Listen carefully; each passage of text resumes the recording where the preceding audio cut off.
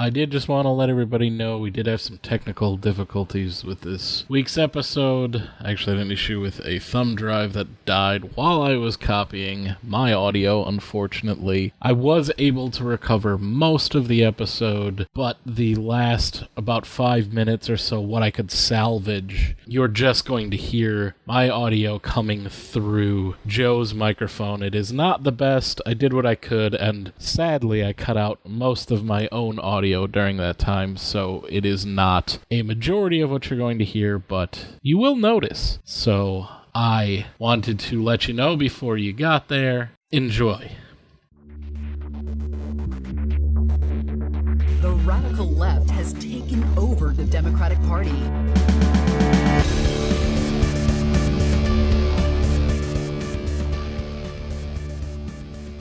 Hello and welcome to Think Progressively, covering politics and all the other chaos life has to offer. This is episode 130, recorded on Sunday, July 28th from Milwaukee. I'm Joe. And I'm Jason. And that's right, we are recording on Sunday because we are once again recapping one hell of a week. It seems like every time we record the next day, something keeps happening. News. Yeah. The podcaster's nightmare. So I assume tomorrow Kamala Harris will announce who her VP pick is going to be. Or someone's going to try to assassinate Trump again or something. We'll figure it out. But first, the headlines. I got along with him well, although he did announce the other day that he'd much rather see Biden as president. And I agree with him. I agree.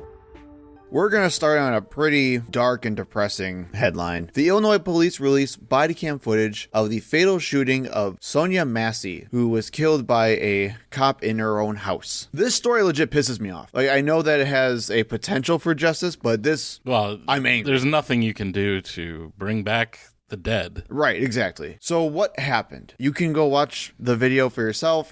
Graphic content, trigger warnings, all of them if you do, but we're just going to kind of talk about what happened. According to the body cam footage, Deputy Sheriff Sean Grayson and his partner responded to a 911 call from Sonia Massey at her home. Massey called 911 because she believed there was a possible intruder on her property. And I should also note that when I say body cam footage, I mean Grayson's partner's body camera footage, because according to reports, and, well, from the sheriffs themselves, Grayson didn't turn on his camera until after the shooting occurred. And, of course, important to note, Sonia Massey is a black woman, the two sheriff's deputies, both white officers. Correct. The footage shows Grayson talking to Massey at her front door, and Massey explicitly tells Grayson, "Please don't hurt me," to which Grayson replied, "I don't want to hurt you. You called us." Grayson then informed Massey they checked around her property and didn't find anybody. The officers then went into Massey's home, and while they were talking, I think discussing looking for Massey's ID or anything like that, Grayson then noticed a pot of boiling water on the stove and asked Massey to go take it off, which she did, to avoid any potential fires while they were there. As she went to go take it off, the officers stepped away. Massey asked the officers where they were going, to which they responded, "Away from your boiling pot of water." It should also be noted that Massey was about 10 to 15 feet away in the kitchen while the officers were in the living room with a counter dividing them. I would say probably closer to 10 feet. It was a small room, but yeah. They were not right next to her. Right. Massey then said in response, "I rebuke you in the name of Jesus," and Grayson responded back by saying, "You better effing not, or I'll shoot you in the effing face." Standard response. Right. From a police officer. Right, exactly. You know, a protocol. It's in the manuals. They both immediately then pulled their guns, which Correct. That's what you want to do. If you're worried about somebody, doing something, you point your gun at their face. Right. And if I have a boiling pot of water and two police officers draw their weapons on me, I don't know what I would do in response to that. Like, your response is to throw the water at their face then to try to get away. And see, here's the thing. I 100% agree with you. I think I would know what I would do in this situation if I was holding a pot of boiling water and two cops pulled a gun at me. It would be the exact same thing that Sonia Massey did. The cops pulled the guns on her, shot her to drop the boiling pot of water. She immediately says sorry and briefly ducks for cover from the guns pointed at her face. Grayson then moved in and shot 3 times, hitting Massey in the head. Grayson's partner said he would go to get his kit because he saw that Massey was still gasping for air, and Grayson responded with, "Nah, she's done. You can go get it, but that's a headshot." And he kind of seemed to be chuckling while he was saying that as well, which is one of the reasons why there's so much uproar over this. He did not seem to be bothered in the least and seemed to be amused. Well, and I actually have this in the next next point as well. His first thought was not caring for the woman. His first thought was, I'm going to defend myself for justifying my actions. Because he immediately starts, according to the footage, starts going, dude, I'm not taking a boiling pot of water to the face. That's ridiculous. And then starts talking about how because the pot she dropped then had water trickle down to his feet through the floor or on the floor. He said, see, it already came up to my foot. We would have gotten hit. What? Right. And so before the shots, when she took the pot of water off the stove, she seemed to be moving to the sink. Yes. To set it down or pour it out, whatever. So there was nothing really unusual happening. They seemed to really freak out with the I rebuke you in the name of Jesus, which seemed to be more of a response to the fact that they were obviously worried that she was going to throw the water at them, even though it was their idea for her to go over there. In the first place. In the first place. Maybe they don't know what rebuke means, and they felt like it was something violent. It just shows that the police are not best equipped to handle most of the situations in which they interact with other people. And you can say it's training, you can say it's bad cops, whatever the case may be, but there is something fundamentally wrong with the entire system, and cops should not be the only option when dealing with these kinds of situations. If the idea, and I think this is what both of the officers thought, and there's a lot of evidence that they aren't completely wrong, that Massey does have mental problems, and that there probably wasn't an intruder. She may have been experiencing something in her own mind that made her call the police for help. They did look, they didn't find anyone, which that's all acceptable, that's fine. Right. At that point, if you think that this is someone experiencing mental issues, or who is a threat of any kind, they should be contacting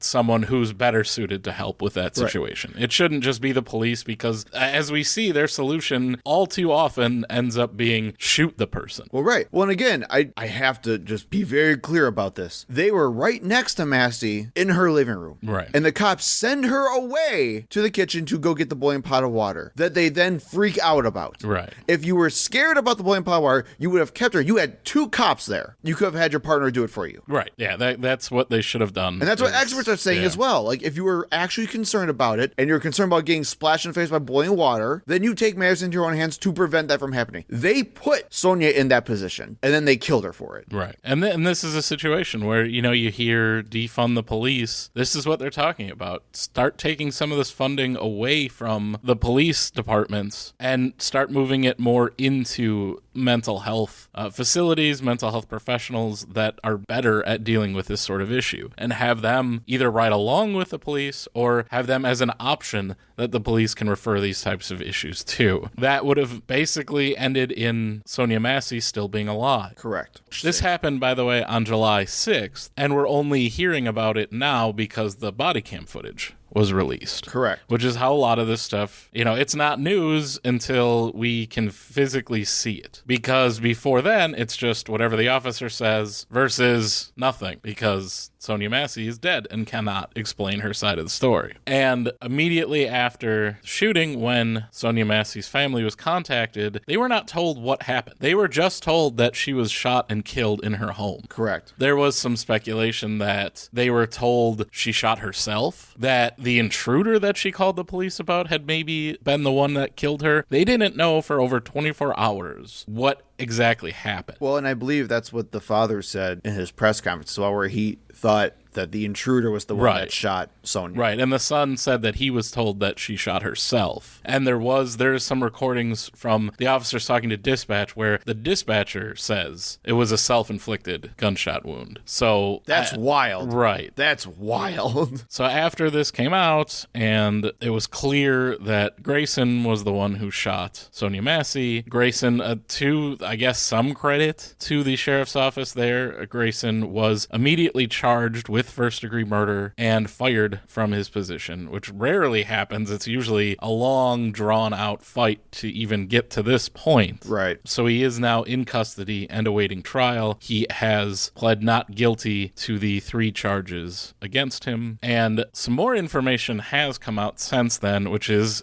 further disturbing. Grayson had previously been with 5 departments, all in the central Illinois area. So there's got to be a lot of crossover between these departments since 2020. So in the last 5 years, he's been with 5 different departments. He has had 2 DUIs previously. He was discharged from the Army in 2016 for serious misconduct, which, according to experts, legal experts that have knowledge of how the Army discharge works, that would be something that would basically be considered a felony, that you would not be discharged for serious misconduct if it was something more in line with a misdemeanor. So the Army says that it's against their rules to talk about what happened, so we don't know. But you know it's bad. Right. It is something that is very serious. We do know that he was let go from one department because he would not move within a 10-mile radius of the city. All other departments said that they would not release any information or did not return calls requesting information, which to me, that is a fundamental, serious problem that needs to be addressed. Police departments are there to serve the people. They are created because of the will of the people. Correct. They use tax money, we pay for them. They should not have the ability to not share information with us. I agree. In a situation like this, what did you know about this guy? Why did he leave your department? That should be very open, and they should be providing any paperwork, anything that's relevant, and they're not, and there's nothing to compel them to. And that, to me, is when you get into the more extreme ideas of abolish the police. This is why. Because we're talking about a more foundational issue, a more systematic problem with the way police departments in this country are set up. Right. And the only way to fix that, in a lot of people's minds, is to completely start over again. Get rid of the unions that protect officers like this. Get rid of all of the management, everyone who has basically been raised in this system, that the first thing you do is shield your fellow officers and then worry about everything else second. It's gross, man. The fact that this guy was even in this situation to begin with drives me up a wall. Yeah, for getting a serious misconduct discharge from the Army, that should disqualify you from working in law enforcement. Well, and the fact that he had 4 other police departments within 4 years at that time. Right. And then got hired on for a 5th one is wild. Right. Like, they're moving this guy around like a freaking Catholic priest, man. Like, that's what drives me nuts. Like, we should call out and get rid of the supposed bad apples that they keep talking about. But they're not doing it. Yeah, at the very least. And look what happens when they don't. In more incredibly, horribly depressing news, we actually prefaced this in a previous episode, but last week was Benjamin Netanyahu's speech to Congress about what has been going on in Israel and Gaza. And it's about what you expected it to be. We'll play a couple clips in a second, but just to preface that, about 58 Democrats skipped the speech. Republican Senator from Kentucky, Thomas Massie, skipped the speech as well, saying he did not want to be a prop for Netanyahu. Which is a reasonable response. Yep. And Representative Rashida Tlaib did actually attend the speech, which you probably wouldn't expect, but she did so in protest. She held up a sign throughout the speech that said war criminal on one side and guilty of genocide on the other. Outside Congress, there were, I think, about 1,000 or so people protesting the event as well. But of course, that deterred nobody who was actually in the building from just rousing standing ovations throughout. Right. Absolutely disgusting display of capitulation, jingoism, and just complete authoritarianism to a genocidal foreign regime. Right. So let's play a couple clips and then we'll talk about the speech. But here's a couple of highlights. In the Middle East, Iran's axis of terror confronts America, Israel, and our Arab friends. This is not a clash of civilizations. It's a clash between barbarism and civilization. My friends, defeating our brutal enemies requires both courage and clarity. Clarity begins by knowing the difference between good and evil. Yet incredibly, many anti-Israel protesters, many choose to stand with evil. They not only get an F in geography, they get an F in history. They call Israel a colonialist state. Don't they know that the land of Israel is where Abraham, Isaac, and Jacob prayed, where Isaiah and Jeremiah preached, and where David and Solomon ruled? We recently learned from the National Security Director, U.S. Director of National Intelligence, that Iran is funding and promoting anti-Israel protests in America. They want to disrupt America. So these protesters burn American flags even on the 4th of July. And I wish to salute the fraternity brothers at the University of North Carolina who protected the American flag against these anti-Israel protesters.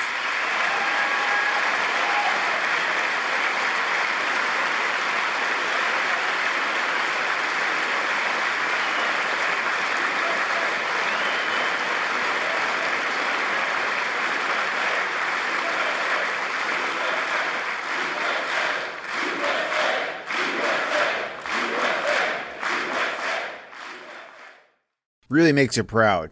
Well, at least they had it right that they were anti-Israeli protesters and not anti-Jewish protesters, or as they so often say, pro-Hamas protesters. Well, that was just in that one clip. He did that in all the other clips, though. I know. And it's just, those were a couple of snippets. And there could have honestly been so much more, but we have more stuff to talk about. I think Prime Minister Netanyahu is the one that may need the history lesson. But don't you know that Abraham and Isaac were there? How could it be colonialists if that's where they were always? And what happened to the 2,000 years in between then and now? I think that might be important information. No. It's like going to someone's house that your great-great-grandfather lived in and kicking them out because that's your ancestral home. Yeah. That is literally what's happening. And that's fine, I guess, because 2,000 years ago, that's where the Jewish people lived. Again, it's absolutely ridiculous. I don't know how anyone can stand and clap for it. It was utterly disgusting. There were, while, yes, a lot of Democrats did skip the speech, a lot were there in attendance. A lot were there, and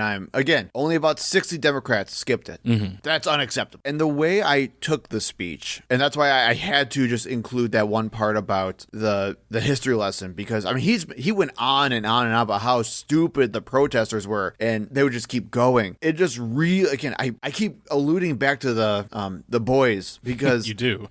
I know, because now it's just like firmly in my head, because it's so stupidly parallel to what's happening. Netanyahu, at least in my opinion, was just constantly pandering to the right wing of this country. Well, he is a right-wing dictator. Right, correct. And he's a straight-up fascist leader. Which is why the Republican Party favors him so heavily, and why Donald Trump looks up to him. And which is why it baffles me that so many freaking Democrats are doing the same thing. Right. Well, a lot of that has to do, he talked about Iran funding anti-Israel protests in the United States. Yep. Israel is one of the largest funders of domestic lobbying in the United States through AIPAC. And they have other organizations as well. AIPAC's the most well-known, but that is literally a foreign entity lobbying within the United States, which should be illegal. A couple other things from the speech. Netanyahu also completely dismissed critics decrying the genocide happening in Gaza as anti-Semitic, likening them to Holocaust deniers, which I thought was hilarious. Specifically, he called out the university presidents that we talked about, I don't know how many episodes ago. It's been a while. He accused the International Criminal Court of completely lying and fabricating accusations of Israel committing genocide and causing rapid famine in Gaza, and said the war could end tomorrow if Hamas surrendered and brings the hostages home. But keep in mind that it's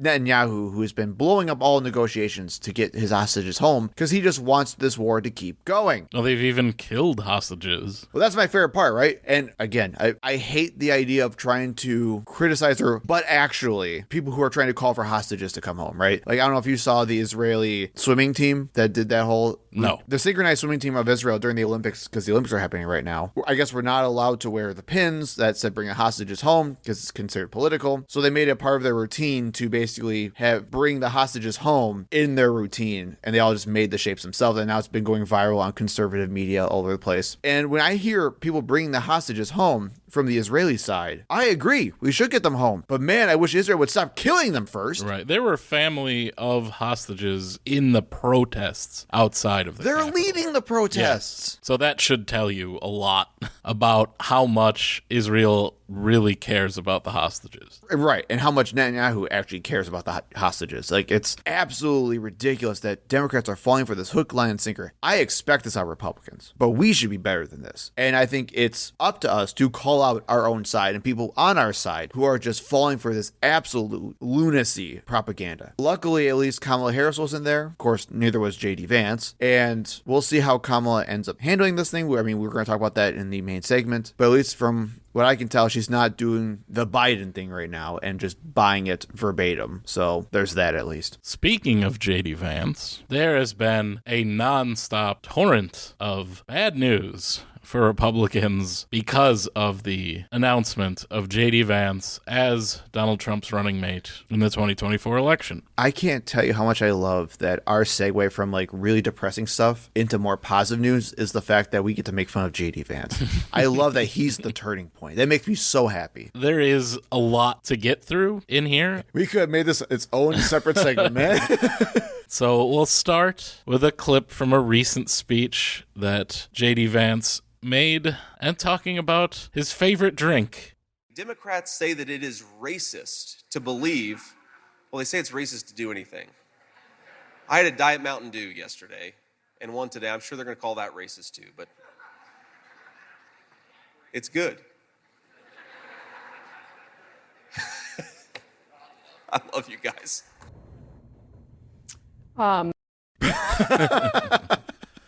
And the reason why he kept breaking and being like, oh, I love you guys. He was just trying to It was a very large crowd that he was speaking in front of. And when you can hear the individual laughs, that's never a good sign. Nope. There was like maybe 5 people who found that joke funny in the crowd of thousands. It is not going well for J.D. Vance. He is not connecting. He has no charisma, which people have said for as long as he's been in politics, which is, I guess, only been about 2 years now. Yeah, 3 years. Right. I also have to just include on the Mountain Dew thing that Kentucky governor and now VP candidate Andy Beshear initially made a joke about Vance drinking Mountain Dew. Diet Mountain Dew, specifically. Thank you. Diet Mountain Dew. Where he, I think, went on like MSNBC or CNN afterwards to criticize Vance and just goes, who the hell drinks Diet Mountain Dew? Yeah, which I agree. Yeah. Bold stance, Andy Beshear. Good on you. You are on the right side of history. But then he had to apologize because he then realized that he was the governor of Kentucky, and it actually upset a lot of Kentuckians. A lot of Diet Mountain Dew drinkers. So he had to go on the podium with a Diet Mountain Dew bottle and apologize to Diet Mountain Dew. Oh. But that's just the tip of the iceberg. A recent issue that has come up, Donald Trump, the presidential candidate, is desperately trying to distance himself from the Heritage Foundation's Project 2025. I don't know what it is. What is that? But I wish them well. 25, is it 25 things? I'm not sure. I don't know it. I've never seen it before. Despite the fact that we reported 80% of the people involved with the 2025 project have worked in the Trump administration. And will work again if he gets elected. There is an upcoming companion book to Project 2025 entitled Dawn's Early Light, Taking Back Washington to Save America, which was originally titled Burning Down Washington to Save America, which they had to change the name because obviously a lot of people thought that might be in poor taste, especially considering the January 6th insurrection. It is written by Heritage Foundation President Kevin Roberts. And guess who wrote the foreword to the companion book to Project 2025? That's right, Trump's VP pick, J.D. Vance. So yet another issue that they are going to have to contend with because Project 2025 is so extreme and so onerous and basically talks about replacing all federal officials with right-wing sycophants in order to push the presidential agenda, which is, of course, something that Donald Trump would embrace, but he knows it's unpopular, so he's trying to move away from it as much as he possibly can. His pick of J.D. Vance now, though, making that a little bit harder. Correct. But boy, if you thought that was it. Yeah, no, we are not quite done yet. There's also a line back when J.D. Vance was on the Tucker Carlson show on Fox, I believe it was in 2022, that is coming back to haunt him quite a lot. So let's take a listen. We're effectively run in this country via the Democrats, via our corporate oligarchs, by a bunch of childless cat ladies who are miserable at their own lives and the choices that they've made, and so they want to make the rest of the country miserable too. If you look at Kamala Harris, Pete Buttigieg, AOC, the entire future of the Democrats is controlled by people without children. So, obviously, just this idea that a woman's only purpose is to be a sow and to pump out children. That's the only thing that gives your life meaning. He's made statements similar to, like, exactly that your only meaning in life comes from having children as well. Well, and I can't stress this enough. He mentioned Kamala Harris and Pete Buttigieg, who do have children. Right. It was before Pete Buttigieg had adopted kids, but he was in the process of trying to, and I guess they had just hit like a major setback when he made that speech, which Pete Buttigieg said, really made him angry. And just goes to show, maybe don't talk about people when you don't know what their situation is. Right. But yes, Kamala Harris is a stepmother, that she has children. I guess that doesn't count for J.D. Vance. That's where Mama literally comes from. So, and no, it doesn't, by the way, because she still hasn't birthed her own children. Right. So, like you said, she's not fulfilling her duties. Right. So obviously sexist statement, kind of homophobic statement too, throwing Pete Buttigieg in there. Yep. But even beyond that, the thing that strikes me about that statement, that because there are Democrats that don't have children, they can't be looking to the future, is just ridiculous on its face and shows how selfish the Republican Party is. That the only reason you would do anything for the future is because you're trying to do something for your children. Well, and okay, I know we're kind of going way too into it at this point, but it's like, can we look at the platforms of the Democratic and Republican parties and see which one's more future and forward looking? Right. Well, to me, that's the point.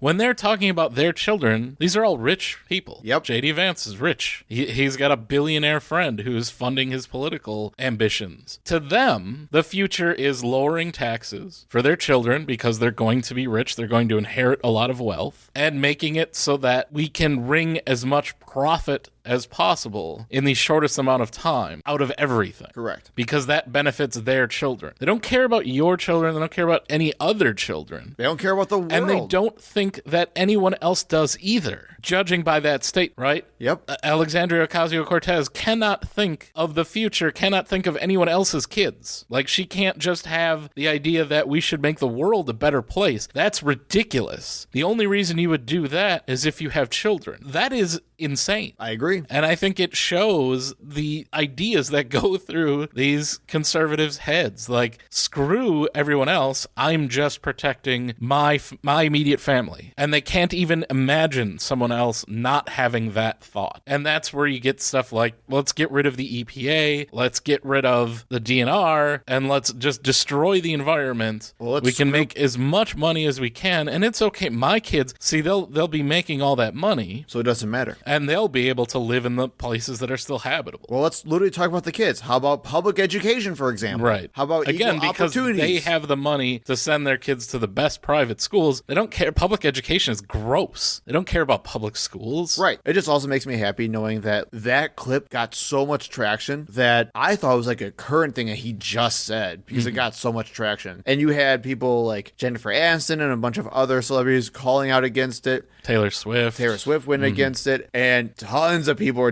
are all like roasting JD Vance now. And I think there was even like one other Republican, I can't remember who it was, that also went on air and basically said he pissed off the cat lovers. It's over. Yeah, there have been Republican strategists that have said that they do not agree with what he said. They don't like what he said. Right. Yeah, which is unusual. You usually don't see that kind of reaction. And we're still not done. No. Now we get to the good stuff. Yeah, the real fun stuff. Did JD Vance write about having sex with a latex glove shoved between couch cushions? It made him feel alive. In Hillbilly Elegy?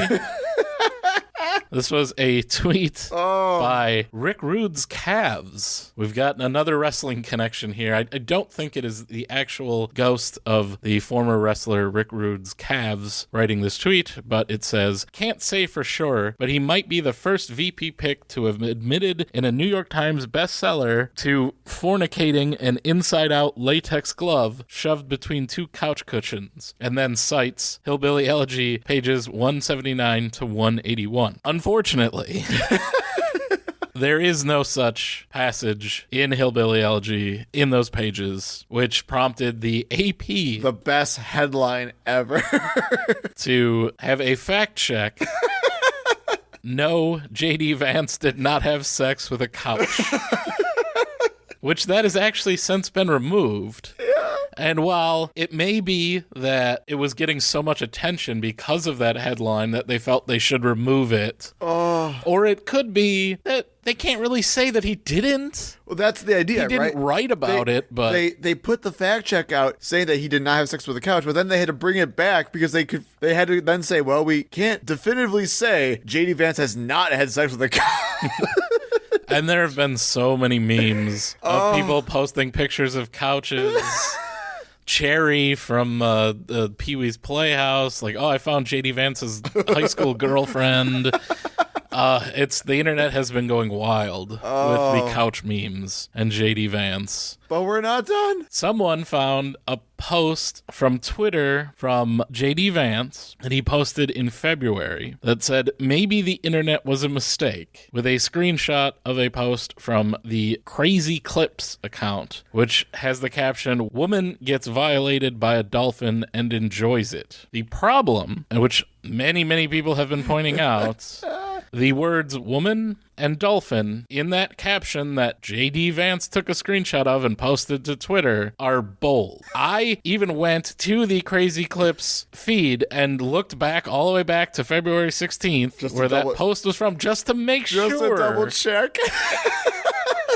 That it wasn't originally posted with those words being bold, and it is not. Oh, no. Which then means... JD, what's happening? J.D. Vance searched for the terms woman and dolphin in Twitter to get that result. Because that's what happens when you search for anything. Any results that you have, those words will be in bold. So J.D. Vance was searching for dolphin porn on Twitter. And that has then morphed into lots of dolphin couch memes going out there. Like J.D. Vance's perfect woman, and it's a couch shaped like a dolphin. This guy is just getting murdered. We need to go full circle, and I need an AP fact check that says, no, J.D. Vance did not search for dolphin porn. Well, I don't think you can. And then they have to retract it, just like they did before. I need that in my life. The gift that keeps on giving. So there are even rumors that Trump may replace Vance, which would be incredible. You get that couch, JD. M&Ms will not be satisfied until every last cartoon character is deeply unappealing and totally androgynous. Until the moment you wouldn't want to have a drink with any one of them. That's the goal. When you're totally turned off, they've won. Boy ain't right. This week on Fox in the Head. This is an oldie. I don't know if it's an oldie, but it's like probably a couple weeks old now because we skipped Fox in the Head a couple times. I've wanted to cover this video so badly, and now it's our chance finally, Jason. I found a roller coaster of a video featuring none other than one of our favorites, Candace Owens, and she has some thoughts about science. And for the record, just like the Netanyahu speech, there is way too much in this video. We could have done an entire episode on this one 10-minute segment. So if you want to watch it for yourself, we'll include the link below, but I'm so excited. Let's get started. The link below, the link in our show notes. What? It's below It's below the audio that you're listening to. Yeah, it happens. It's south. Most people are not. You have to go to our website on Buzzsprout and find our page. If you search for Think Progressively, you'd find it. To be able to get to all of our show notes where we do have a lot of the links that we use and talk about available there. But let's go. Candace Owens' thoughts on science. Can you guys imagine being married to me? I mean, my poor husband, he rolls over. He's like, what are you reading? And I feel like a regular wife says something, I don't know, maybe a love series, Nora Roberts, sweeping her away. Me, on the other hand, he rolled over, he asked me, and I said, I'm reading a flat earth theory. And it dawned into an entire conversation. He's like, why are you reading a flat earth theory? And I'm like, because somebody messaged me on Connect about it and they included some links and I'm just reading them. I don't know. I'm just an interested person. No matter what, if there's a bunch of people that believe something, I now want to know what it is that they believe. And of course, he pushed me on this and he was talking about the earth curvature and science. And I said to him, listen, I'm not a flat earther. I'm not a round earther. Actually, what I am somebody who has left the cult of science. I have left the mega church of science because what I have now realized is that science, what it is actually, if you think about it, is a pagan faith. So First, why do people who are religious always use religion As like a pejorative. as a negative all the time? You shouldn't be like, oh, the church of science, so disgusting. You're super religious, Candace. I don't understand why you would have such a negative feeling towards organized religion. So, I'm yes. not a round earther. No, she's keeping an open mind. Science isn't real. It's a pagan religion. Yeah, so what are your thoughts on why she thinks it's a pagan faith? Because it does not correspond to a lot of her worldviews. That's the reason, right? If you follow science and you say, okay, scientific method, we're going to examine everything and try to see if it's real or not, try to falsify our beliefs. If you honestly try to do that with a lot of these people's worldviews, you find that a lot of your beliefs are wrong and they can't handle that. You know, the cognitive dissonance there is too strong. So instead of abandoning their false beliefs, they abandon the scientific method. And I think that's exactly what happened. Just the idea that you go with flat Earth. By the way, that's some rando that's sends you stuff about. That's like level 10 crazy. That's not starting on the ground floor. And for the record, like, I do think it's fine to like look into those things. I have a book on flat Earth. Like, it's not a pro flat Earth book, but it talks about the history of flat Earth. Like, just the idea that people think that we thought the Earth was flat until Columbus, which is just wrong. Right. Gets into the history and the Flat Earth Society and all of that. Yeah, it's interesting. Like, I get it, why you would want to. Yeah, so, like, but I need to make clear, like, this is not what Candace was doing. No. She was having an open mind. But if you are confused about why Candace thinks science is a pagan faith, which also that's not what paganism is, she explains why. I'm grateful. I am grateful for having gone through the school of hard knocks, because you are required to have an element of common sense in order to survive. And when I look at people and they hold on to, but the doctor said this, but the expert said this, and I see how extreme the things that they will do. They were masking 2-year-olds because doctors said, no, this person, if they breathe, it's going to be a bad thing. Well, I realized that that's a faith. That is a faith, and it is not a science. So listening to experts. So I thought she left science, though. Like, I want her to define science first. Boy, she can't. But yes, putting masks on children, they can still breathe, Candace. I'm sorry. Just that right out, like that, your premise is false. And again, if we go to the scientific method, it would be really easy to falsify the putting a mask on a child means they can't breathe. That would be really easy to debunk that. And I think that's why she cannot deal with science in her life. Also, people are still using the school of hard knocks thing. And come on, look at Candace. So tell me she's had any hardship in her life. Give me a break.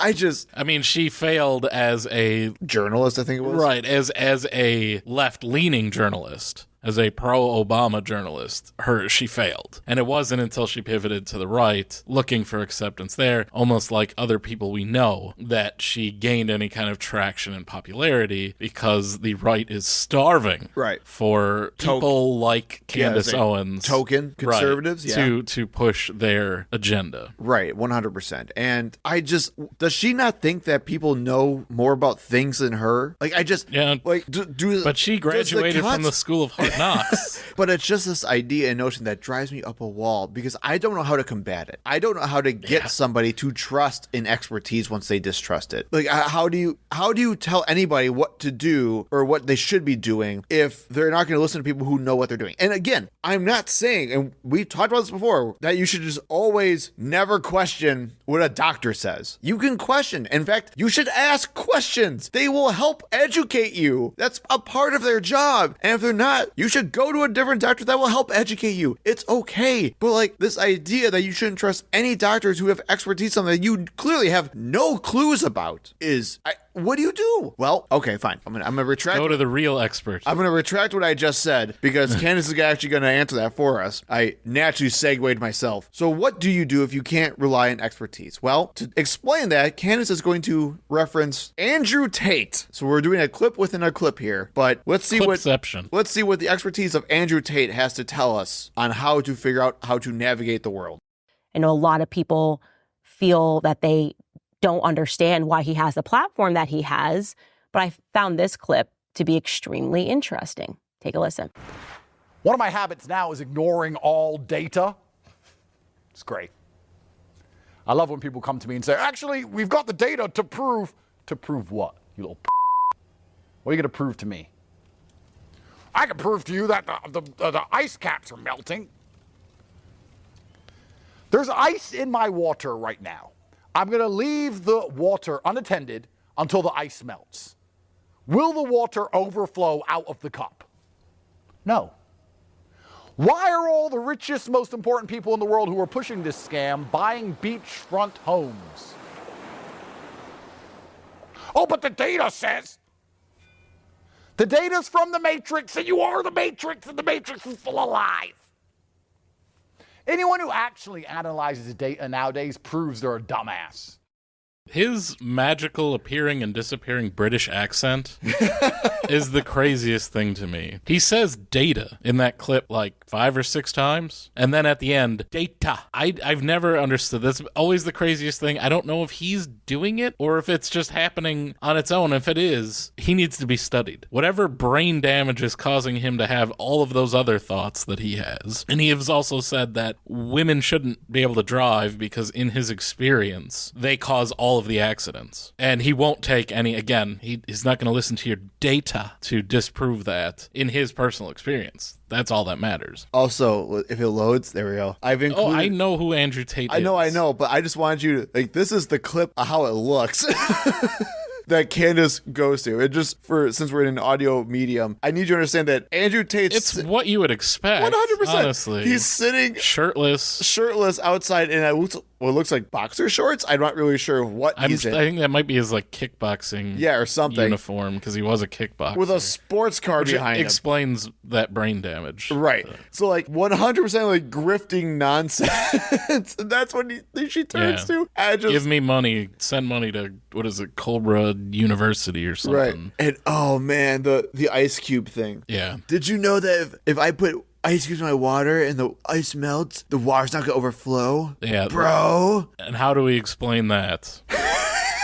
It's so stupid. Science actually would tell you that the volume of ice is greater than water because of the air that's in it. So, okay. So Andrew and Candace think that you shouldn't trust data either. So don't rely on data. Don't rely on expertise. So what should you trust and be confident in anything? I'm still just angry with you that I just had to listen to Andrew Tate. Oh, you're going to have to listen to more Andrew Tate. So what does Andrew and Candace rely on? Let's listen.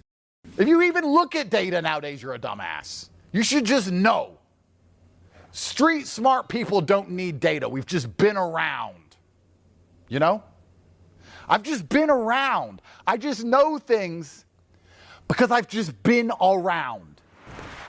Honestly, that is so relatable to me. I can't even explain it.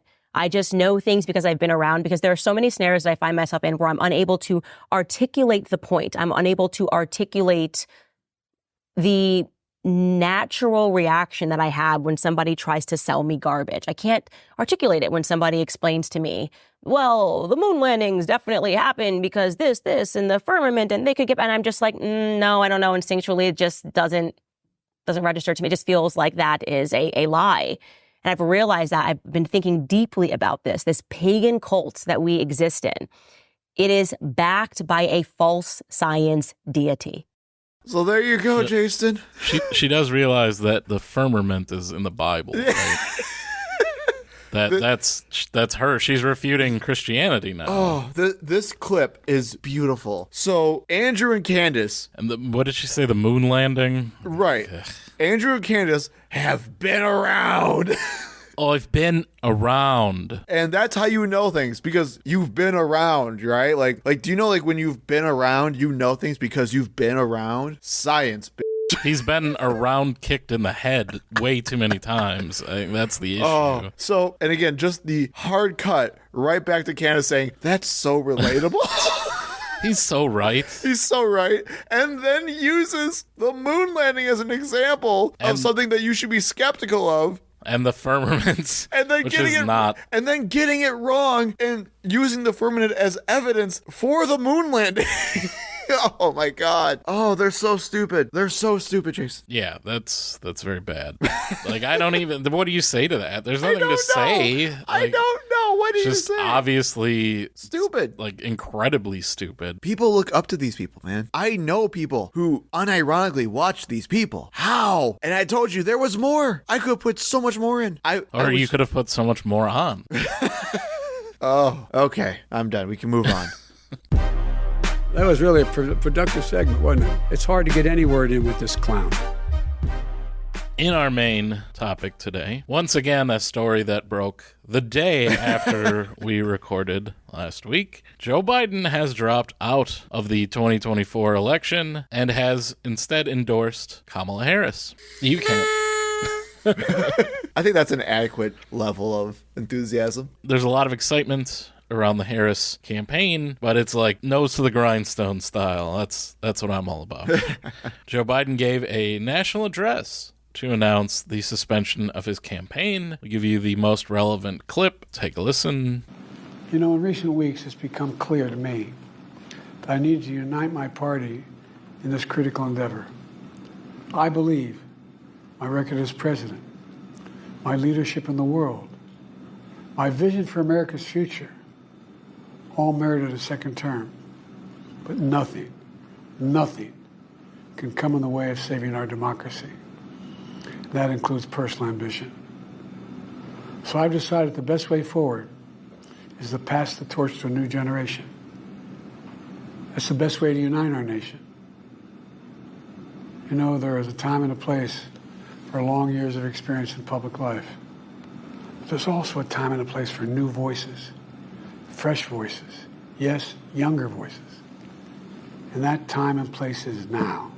You tell him, Joe. Yeah, so I think very wise for him to recognize that it was his own personal ambition that was getting in the way. I agree. Surprised that he even said that. Once again, good speech. Whoever wrote the speech did a good job. Biden delivered it fine, but his voice is fading so much. And he thinks the way to really get a point across is to whisper. Right, which makes it even quieter. Right, and it just makes him seem even older. And it just goes to show that, yes, you did need to step aside, because at this point you are not an effective communicator, which is exactly what you need to do in a presidential campaign. So it was a appropriate speech for the situation. I think we're all grateful that he is stepping aside so we can have someone who will put up a fight. And actually run? Yes. Yes, I 100% agree. And I'm not going to do the whole spiel of, like, a lot of Democrats have been doing, he's such a good man for doing this. It's one of the most noble things he could have done. And like, he got pushed out. Oh, like, my let's God, be honest. shut up.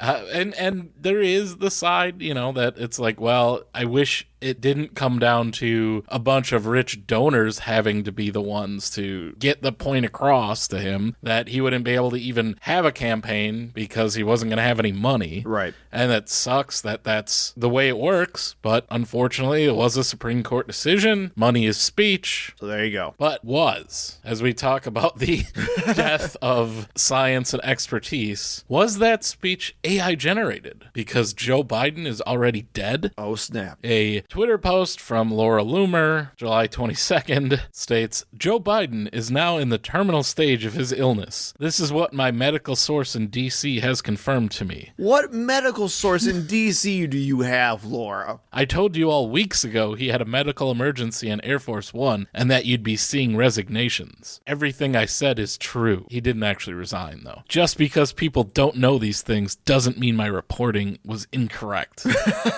It just means I'm ahead of the curve. I'm just speaking my truth. And then Charlie Kirk posted within hours, also July 22nd, got a weird lead on a story that people should look into. I got a call from a source close to Las Vegas Metro. The official story was that Joe Biden's trip was cut short last week due to COVID. However, according to this source, U.S. Secret Service informed Las Vegas Metro that there was an emergency situation involving Joe Biden and to close necessary streets so that POTUS could be transported immediately to University Medical, which they began to do in earnest. Then, mysteriously, there was a stand-down order and the U.S. Secret Service informed local Vegas PD that they were going to medevac POTUS to Johns Hopkins, which they presumed meant fly him back east ASAP. Apparently, the rumor mill in the police department was that Joe Biden was dying or possibly already dead. Oh, snap. I didn't think too much about this lead. Seemed too wild to be true. But given that Joe Biden has been out of public sight for days and dropped out of the race via an X post, and his brother James indicated health was a factor, I'm beginning to grow more curious if COVID or something else has been more serious than reported. If anyone with Las Vegas Metro has information, please email freedom@charliekirk.com. I want to hear if there's more to the official story than what they're telling us. Oh, my God. Conservatives are all conspiracy-brained freaks. Yes, they are. What would the point be? Everyone wants Joe Biden out of the race at this point, right? This is before he announced that he was leaving. We all want him gone. He dies, and the instinct is to cover it up somehow. Why? That would be exactly what we wanted. He would just be replaced with Kamala Harris as the president. Oh, snap. There's no point to this. This is the dumbest conspiracy theory ever. The only person that would want to keep this secret would be Joe Biden. And he would be dead. It's so dumb. But this is Republicans, man. Well, and keep this in mind as we talk about how other Republicans have responded to Kamala, because we'll get there. But anyway, nonetheless, Kamala... Yeah, dead or just not running for re-election. Right. But anyway, Kamala is up. Biden endorsed Kamala Harris right away after he announced that he'll be stepping down as the presidential candidate. A bunch of would-be candidates also now endorsed Kamala Harris, and it has been since coming out that Harris has more than enough delegates to earn the nomination at the Democratic National Convention. Surprisingly, and I mean, we talked about this last week, this is what I wanted.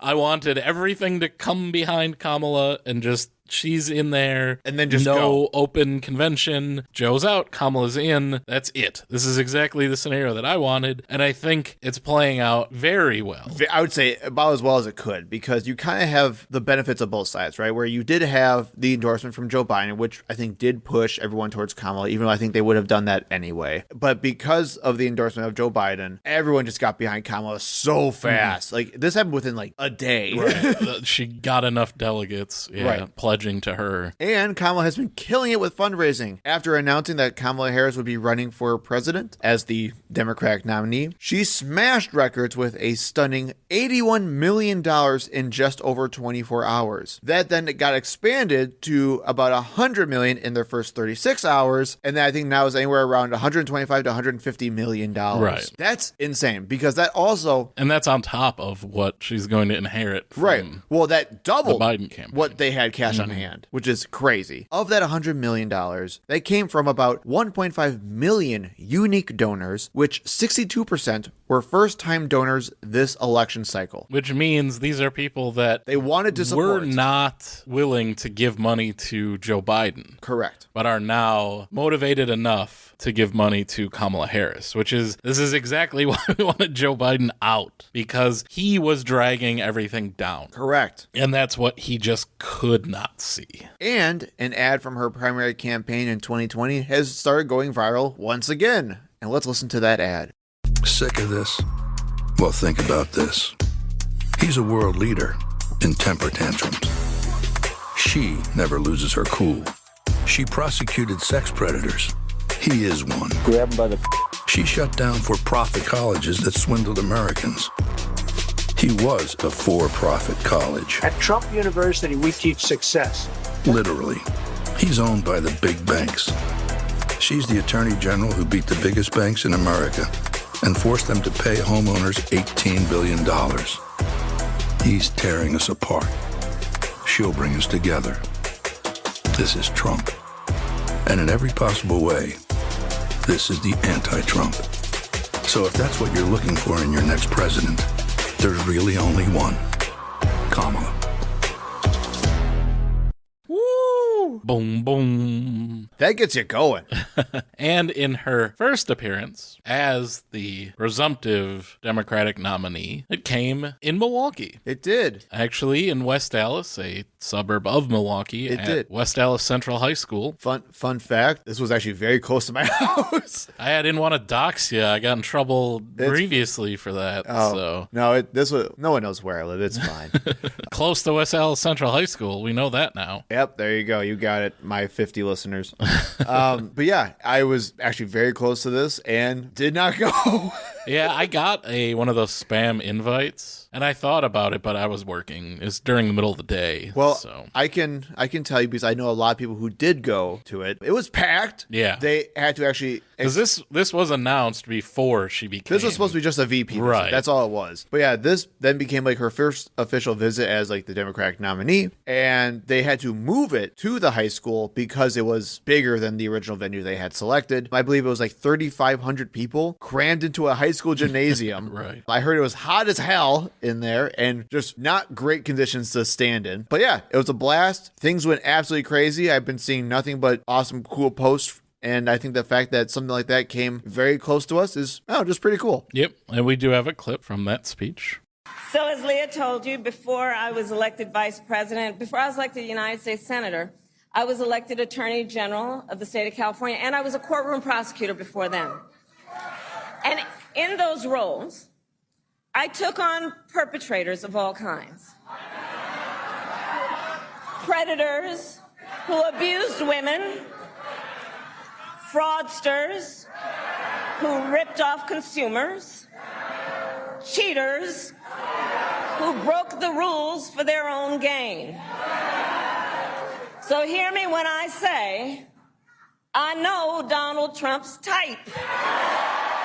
And I think you'd see that just in her speech, the reaction of the crowd. This is what we want. This is like a legit Democrat campaign again. Right. It's just something that Joe Biden, the age he's at, the condition he's in, he just cannot deliver this. Correct. And again, it did echo that ad back from 2020 when she was running for president. All those same points, everything is still true. They can just move forward with that same message that they had. And now the Trump campaign has to completely retool. Yep. And they can't use old Joe Biden. Well, and this is the big thing about, and we can kind of go right into this with our next point, which is let's have an honest convo about Kamala here. I think one of the biggest strengths is that Democrats can finally go on offense. We've been playing defense for so freaking long because of Joe Biden. We can finally go back on offense. And you can hear that where now lines against Donald Trump actually stick and land. Right. Well, so the Trump campaign has spent the last year talking about how terrible it is that we have old, senile Joe Biden in the White House, and now it moves to the fact that Donald Trump is the oldest candidate for president in history. Yep. And that's going to be hard when you're conditioned everyone to be like, oh, Joe Biden's so old. I don't want to vote for the old guy. And now the old guy in the race is Donald Trump. Correct. You've kind of worked against yourself. I also think, and this is a little bit of a strength and a weakness as well, but I think the prosecutor against Donald Trump is a very good message to have. Mm-hmm. I think we've been trying to get that message across for so long, and it just doesn't, again, it didn't land before, and I think it will now, especially with Kamala delivering it very forcefully. Of course, that's also an issue because that was also why people had issues with Kamala back in 2020. I think that's why we had issues with Kamala back in 2020. She tried playing this weird middle ground thing, and then also her time as the AG really kind of upset a lot of people because she was a very moderate AG in California. But it seems like, at least from my opinion, a lot of progressives, at least ones that I'm seeing, are kind of just like, you know what? I don't even care at this point. Yeah, you have to be pragmatic. Right. You're not going to get the perfect candidate. As a progressive, you're in the minority even within your own party. Right. So you're not going to get your candidate most of the time. And so far, we haven't gotten it. You push for your candidate in the primaries, and when that candidate doesn't make it through, you just have to take the lesser of two evils. Right. And Kamala Harris is to the left of Joe Biden. Absolutely. So as a progressive, you should be excited. You should be very excited because progressives basically took on the establishment and won. And we got rid of a huge problem. Even though the favored progressive politicians stuck with the establishment this time. I know. It's wild. It's a wild election. But yes, I mean, we were both pushing for Joe Biden to step aside.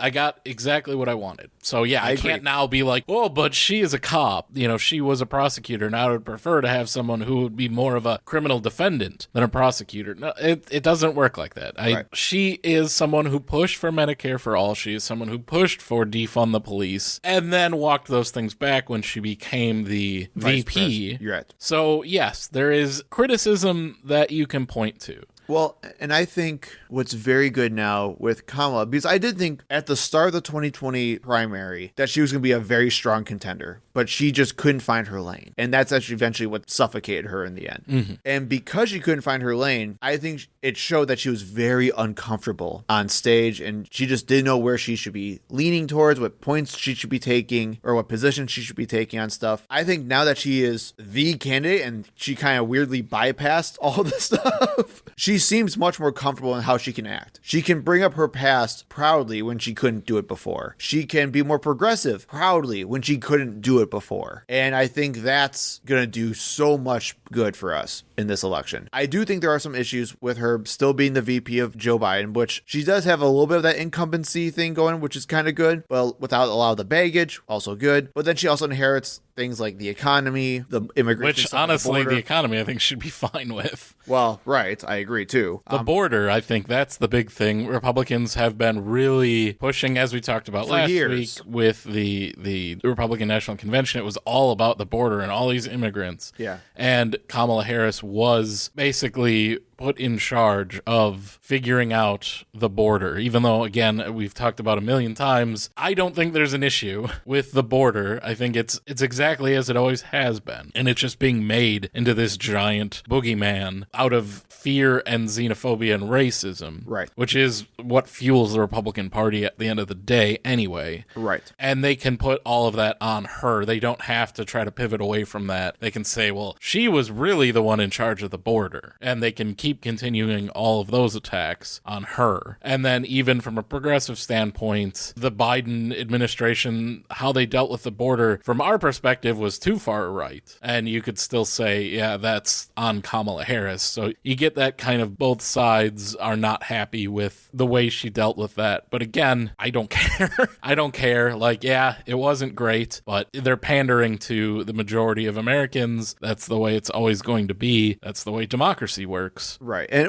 And as a segue to our next point too, let me ask you a real question. Just again, having a honest convo here. Do you think Kamala is going to struggle being a black woman? Do you think that's going to help her or hurt her? I mean, I'm talking purely strategic at this point. So there's a lot of racism in America still, regardless of what you may hear, ever since Obama became president, that did not solve racism. No, well, according to Republicans, they brought racism back. Right. But those people are not going to vote for Joe Biden or Kamala Harris or any other Democrat anyway. It will bring back some of the support that Joe Biden was leaking, I feel, with black voters because they saw him as too out of touch, too old, and a lot of his baggage, which there is a lot. Yeah.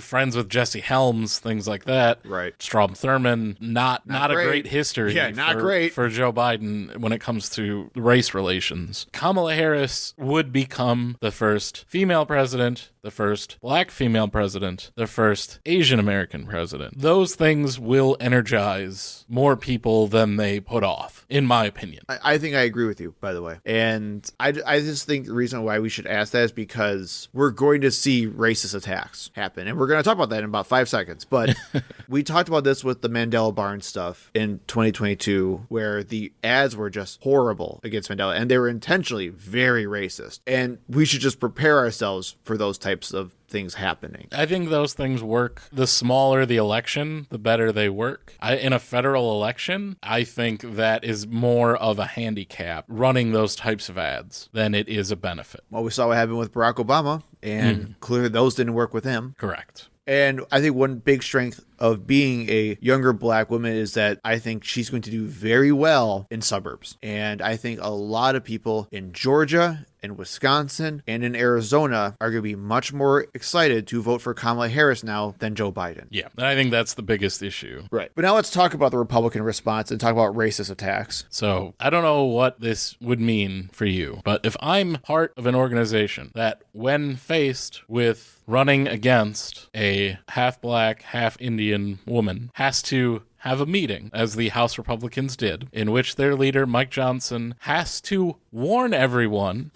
to not be overtly racist and sexist against the person that you're running against, which is exactly what happened after they learned that Kamala Harris is the presumptive nominee. Mike Johnson had to call the House Republican caucus together and tell them to not be so racist and misogynistic openly. That is nuts. If instead of J.D. Vance, the Republican vice presidential nominee had been Byron Donald, they would not have had to have a meeting with House Democrats and be like, okay, don't be racist. Right. That would not have happened. It's wild. And kind of like we said, on the heels of this announcement, the term DEI hire has been flown around all over the places. Yes, that's the only reason she was there. She's a DEI hire because Joe Biden just wanted a black woman for his vice president. That's the only reason she got to the position, or she slept her way to the position. Yep. That would be the sexist side of things. And I've seen some really screwed up stuff, man, with the whole sex. They have pictures, already they have memes and pictures of Kamala deep throating stuff. They have legs wide open memes already. I'm like, what the hell is happening? Yeah. To the Family Values Party. They just can't help themselves. No, because they just hate people so much. And the idea that they immediately went to, oh, black women, DEI hire. Right. It's the same. Every time Charlie Kirk sees a black pilot, he thinks that he did not deserve that position. Right. So if you ever need to know that DEI just means black and people of color for Republicans, this is it. Because the idea of calling a VP pick a DEI hire only when it's a black woman. I mean, so you heard what Kamala Harris's credentials were. She laid them out. She worked as a prosecutor. She worked as an attorney general. She worked as a district attorney. Then she was a senator before being picked for the vice president. Yep. Look on the Republican side. J.D. Vance, 2-year senator. That's it. Nothing else in politics before that. And barely won. Donald Trump, nothing before becoming president. Zero history in politics, 0 offices held. Yep. No background whatsoever. But yet Kamala Harris is the DEI. Is not qualified for her position. 100%. And I know this has been said by a lot of people, right? But I just have to say it myself too. You can't just say one VP pick is a DEI hire while not saying all VP picks are DEI hires. Mike Pence would be a DEI hire for evangelicals. J.D. Vance is a DEI hire for something. Who the hell knows? Because that was a terrible idea. We didn't mention this during the Vance stuff, but I wonder if they didn't screw up by picking Vance. J.D. Vance converted to Catholicism a few years back. So you replace Mike Pence, who is, as we said, chosen specifically to try to garner the evangelical vote, which is in a large part how Trump became president. You replace him with a Catholic. There's nothing that evangelicals hate more than Catholic. Yeah. I don't know. I mean, and you also try to get Mike Pence literally murdered by a lynch mob. Yep.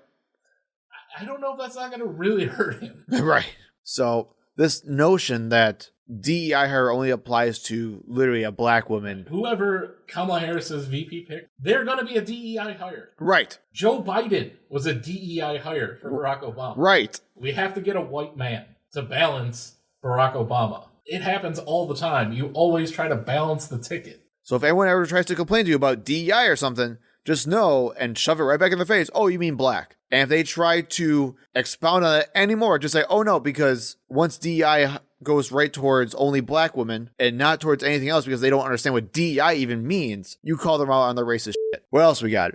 She laughs too much. That's Donald Trump's line. Oh yeah, Kamala. Laughing Kamala. She's too happy. Cool. I don't think that works very well. All right. Good job. Keep workshopping that one. Donnie. And then my favorite, which is I told you, put a pin in the stuff earlier. It's all part of the coup. Kamala Harris knew and covered up that Joe Biden was dying, and she was a part of the coup that took Joe Biden out to replace her, or to replace him with her, even though they also simultaneously have been covering up that he's sick to make him look stronger, but they wanted to get rid of him. Right. The whole thing, like Joe Biden is literally incapacitated, and Kamala Harris was part of the cover-up, but that's clearly not the situation. He is old, and he's slowing down considerably, and he cannot handle both being president and running for a second term. Right. And he is not an effective campaigner at this point in his life. Correct. It's not what are you going to cover up there? Since announcing, the polls have found that Kamala closed the gap to just within 1 point among likely voters, compared to Biden trailing by 6 points in the last poll. Kamala has also outperformed Biden with younger voters by 7 points, and a recent Ipsos poll found that Kamala's favorability jumped to 43% with a 42% unfavorability rating, compared to the last poll that found her at 35% favorable and 46% unfavorable. And just to put those into context, Biden has been significantly underwater his entire presidency. When I say underwater, I mean his unfavorables have been higher than his favorables. And so has Donald Trump. And neither of them have been able to go into the positive. And we're already seeing a gigantic jump with Kamala. Swing states are now competitive again. Before Kamala came in, we were looking at potentially losing New Jersey, for God's sakes. And now we're looking at getting back Georgia and Arizona, thanks to Kamala now being the nominee. Granted, we're still kind of in the honeymoon phase. I'm sure things are going to dip a little bit once this kind of goes over a little bit, but I'm all in. I'm coconut pilled. You're right. We're coconuts for Kamala. Yeah, we're just going to steamroll into November. I mean, I think we should. And we should just try to keep the pace as much as possible. But I think, at least as of right now, with all the fundraising, the great polling that we're seeing, and the general energy of the Democratic Party just really backs up what we were trying to say before. Yeah, that people were desperate to vote for anyone other than Donald Trump. They just didn't have a good alternative, and now they have one. Right. So I can firmly say we made the right choice. Even if we lose, I can firmly say we've made the right choice. I'm back to where I was when Donald Trump was convicted for felony fraud charges. Yep. I do think it's going to be close, but I do think Kamala Harris will win this election. But now let's get to the fun part. We'll close out by just talking about who she could potentially pick as her running mate. Let's keep it real for like the top ones that we were thinking of. Andy Beshear, Tim Walz, and I think Josh Shapiro. I think those are by far the top three. Mark Kelly was kind of on that list, but I think he's kind of getting pushed away a little bit. I think it'd be a crazy move if they end up going with Mark Kelly, so I just wouldn't do that. I like Tim Walz as my favorite right now, but I don't know. I don't think he would do too much strategically. I think Andy Beshear would be a really good job. He just kind of has to get some more energy up a little bit. I do think, sadly, though, that Josh Shapiro would be a good strategic pick. It's just I don't like it. So, yeah, exciting times, huh? What a week. What a second week in a row. Like I said, just ride this momentum all the way into November. J.D. Vance can continue to be America's embarrassment. We'll keep laughing at him. Waltz to another Democratic win. Get it? Waltz to a win. That's fun. So, I mean, the good news is for us, they're probably not going to announce this until like right before the convention anyway. So at least we'll hopefully have a breather. We have an episode that is relevant after it's uploaded. Right. Exactly. So thank you, everybody. We'll see you next time. Thank you for listening. We hope to see you in the next episode. You can find us on Facebook and Twitter at ThinkProPod. You can email us at thinkpropod@gmail.com. And remember, when in doubt, think progressively.